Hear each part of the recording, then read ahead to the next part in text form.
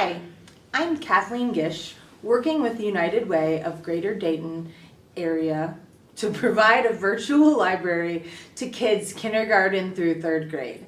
The book I will be reading today is The True Story of the Three Little Pigs by A. Wolfe. Everybody knows the story of the three little pigs, or at least they think they do. But I'll let you in on a little secret. Nobody knows the real story because nobody has ever heard my side of the story. I'm the wolf, Alexander T. Wolfe. You can call me Al. I don't know how this whole big bad wolf thing got started, but it's all wrong. Maybe it's because of our diet. Hey, it's not my fault wolves eat cute little animals like bunnies and sheep and pigs. That's just the way we are. If cheeseburgers were cute, folks would probably think you were big and bad too. But, like I was saying, the whole big bad wolf thing is all wrong. The real story is about a sneeze and a cup of sugar.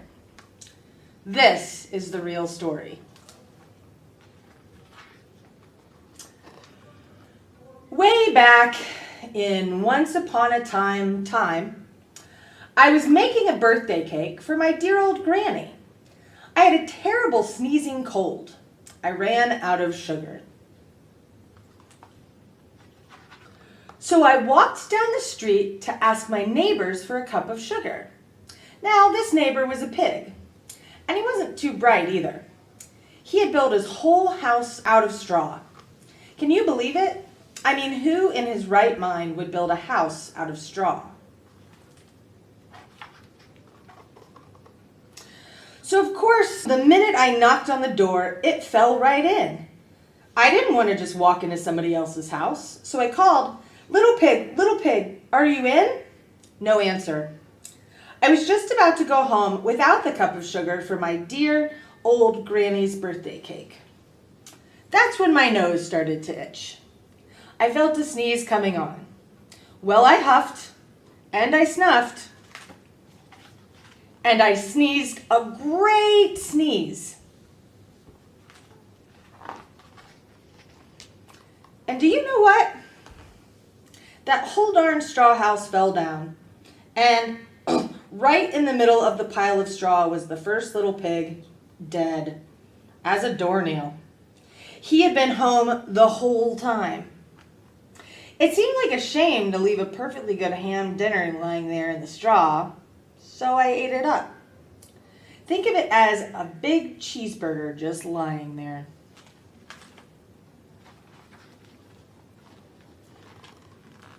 I was feeling a little better, but I still didn't have my cup of sugar. So I went to the next neighbor's house. This neighbor was the first little pig's brother. He was a little smarter, but not much. He had built his house out of sticks. I rang the doorbell on the stick house. Nobody answered. I called, Mr. Pig, are you in?" He yelled back, "Go away, Wolf. You can't come in. I'm shaving the hairs on my chinny chin.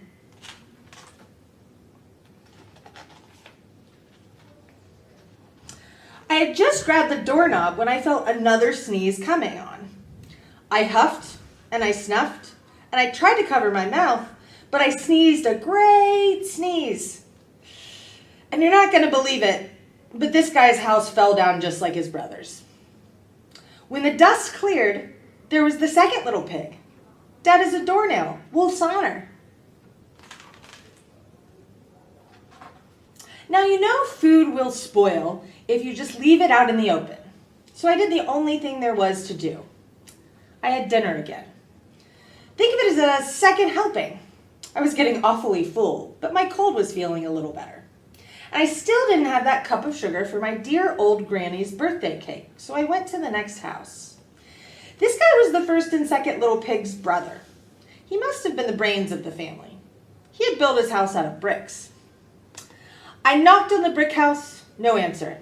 I called, Mr. Pig, are you in?" And do you know what that rude little porker answered? "Get out of here, Wolf. Don't bother me again."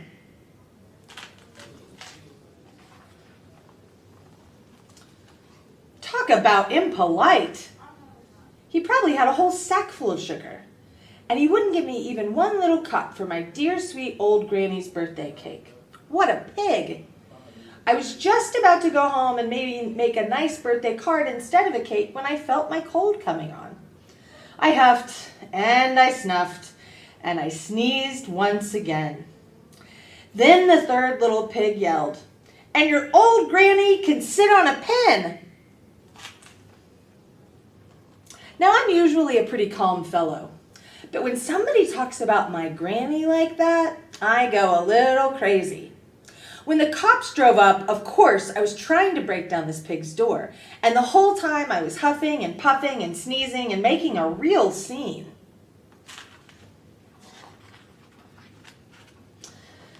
The rest, as they say, is history. The news reporters found out about the 2 pigs I had for dinner. They figured a sick guy going to borrow a cup of sugar didn't sound very exciting. So they jazzed up the whole story with all of that huff and puff and blow your house down, and they made me the big bad wolf. That's it, the real story. I was framed.